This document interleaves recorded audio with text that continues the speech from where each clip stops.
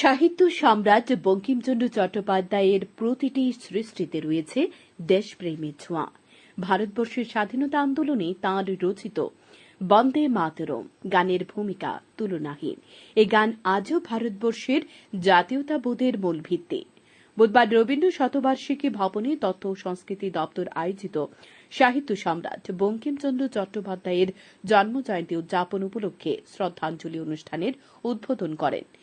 একথা বলে পর্যটন মন্ত্রী সুশান্ত চৌধুরী।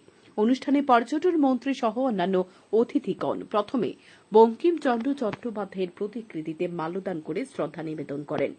শ্রদ্ধাঞ্জলি অনুষ্ঠানে উদ্বোধন করে পর্যটন মন্ত্রী সুশান্ত চৌধুরী আরও বলেন, ভারতবর্ষের আগামী প্রজন্মের মধ্যে জাতীয়তাবোধ বজায় রাখতে দেশের ইতিহাস সম্পর্কে তাদেরকে সচেতন করতে হবে।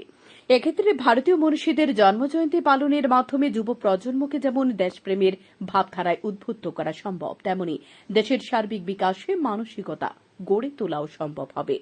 তিনি বলেন, বর্তমান রাজ্য সরকার মনে করে দেশের স্বাধীনতা সংগ্রামী মনীষী ও সাহিত্যিকদের জীবন দর্শন যুব প্রজন্মের মধ্যে ছড়িয়ে দিতে পারলে দেশ এবং দেশের ঐতিহ্য সুরক্ষিত থাকবে।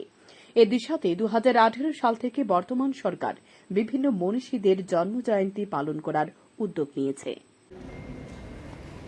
আরো সাফল্যমণ্ডিত করেছে, কারণ আমাদের উদ্দেশ্য কি? পরবর্তী প্রজন্মকে এনলাইটেন করা।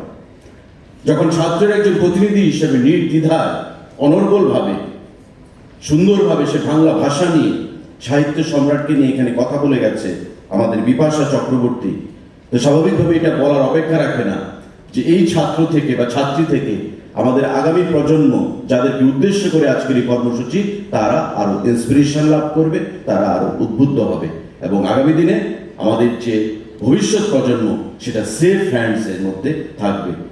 এটা আজকের এই কর্মসূচির আমাদের বিশেষ প্রাপ্তি বন্ধুরা।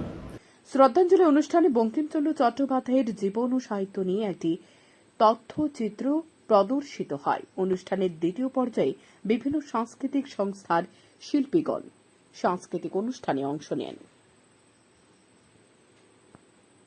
Bureau report, news daily Bharat.